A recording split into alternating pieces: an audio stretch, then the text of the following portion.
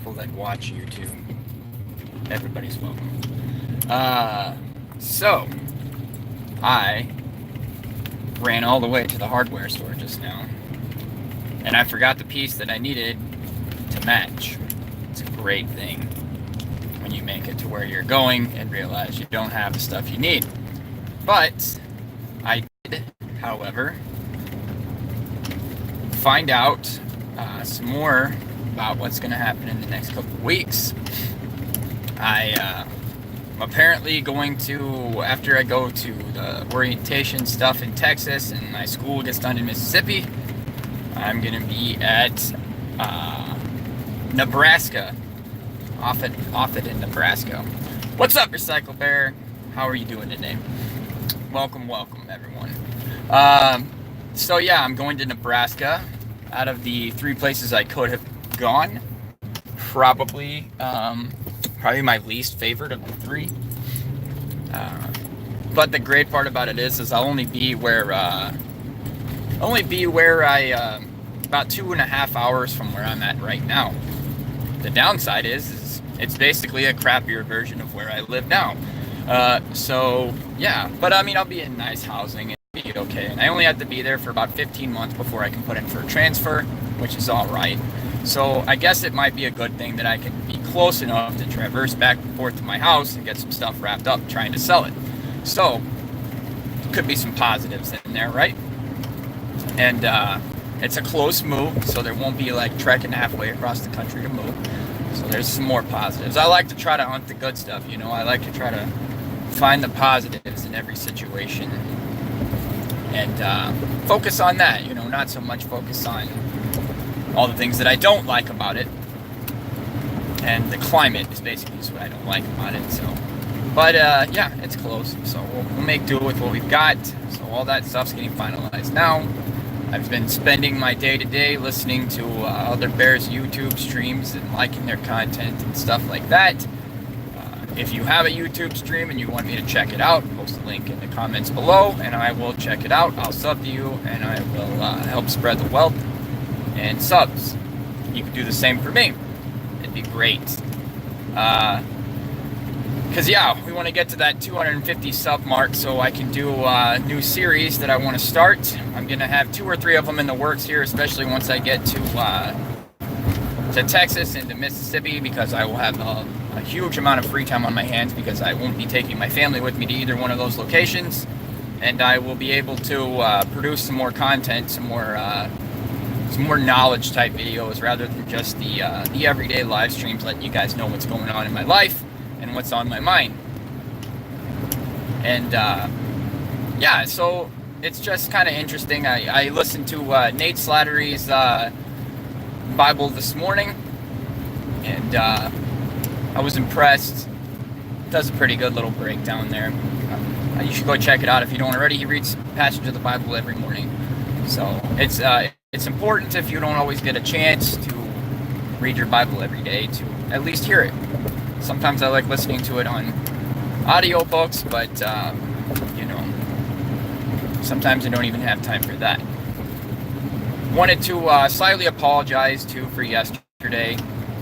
Sometimes I regret saying things in anger because sometimes I don't think as clearly as I should. What's up, Smarty Bear? Glad to have you.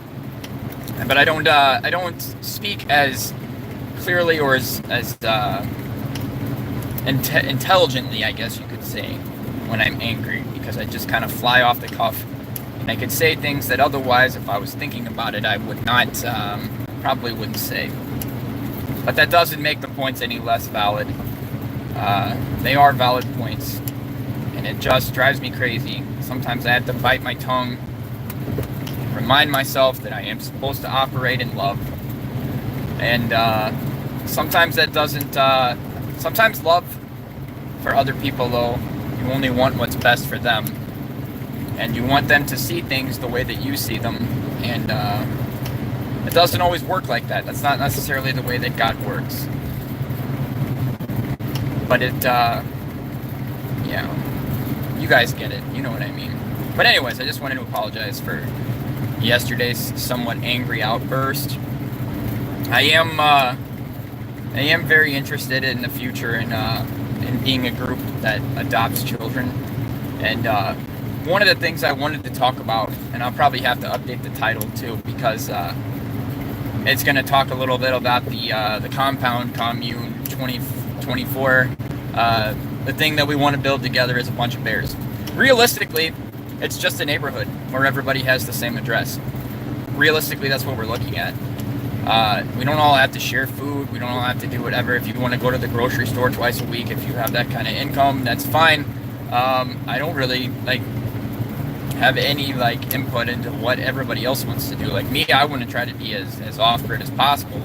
I mean, we can use the grid while we can, but I still think that the base of it is to just save as much cost as possible, to not have as much overhead, to not have the bills. Basically, I just want to live as simply as possible, but it's what it really comes down to. And yeah, so if STFU situation ever happens, it doesn't really change your day-to-day life. You might have to adjust a few things here and there, but I want to make it as simple of an idea as possible. But it's one of the things that I wanted to bring up with it is the fact that we could use some help in finding books, like old school books, whether it be construction books or gardening books or just how to do things the old school way. Because a lot of times in the old school, they had better ways to do things, like knowledge that's not used anymore because of ease. And the easiest way to do something is not always the best way to do things. Surrounded by bears, exactly. That's the dream, right? That's the dream. That's what we want to do. But it's just a neighborhood, like a big plot of land. You pick out a spot, you build your house, and you're there surrounded by people who are like-minded, kind of pursue the same things as you want, and kind of think at least similarly to the way that you do. It's a great vision, and it's something that God put on my heart years ago that I've been striving towards. But the biggest part about it is that we have to have a plan and we have to start implementing it, because it's not going to happen by itself. There doesn't have to be a bunch of bickering and arguing and all this other stuff. Not everybody has to agree on everything. That's fine, because not agreeing on things is going to help us be strong. It's going to help us have a more flushed out community. People will want to approach things in a different manner, and that's not necessarily a bad thing, right? It's good to grow as a community, and it's good to have people that think differently. I like the fact that people think differently, because it challenges you to stretch your mind and think and see things from other people's points of view.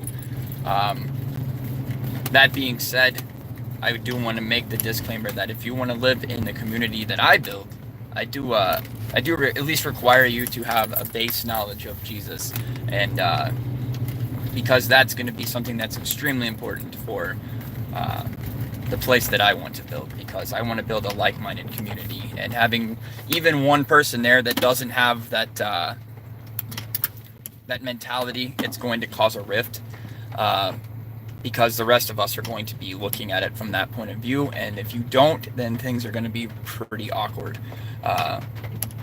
Yeah, but that being said, I'm interested, because if I buy what I want to buy, and that's 150 to 200 acres, and somewhere in that realm, even if everybody gets a 5-acre plot, that's a lot of people that you can fit in there, which it will probably end up breaking down more than that, because again, what I really want to do is I want to create a footprint that can be copied just about anywhere that you go.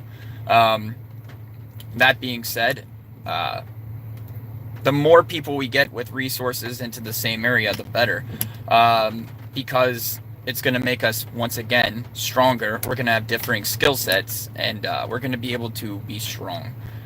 Because even if your gift is music and you're a teacher, that's great. People are going to have kids. People are going to continue probably having kids, I would assume. And I'd like for everybody to be homeschooled, because I don't think that where we're going to live is going to be very friendly towards you being able to drive to a school minutes away or anything like that. So You'd have to have a homeschool mentality, but I get that not everybody is gifted at teaching. So having people with teaching skills is a good thing.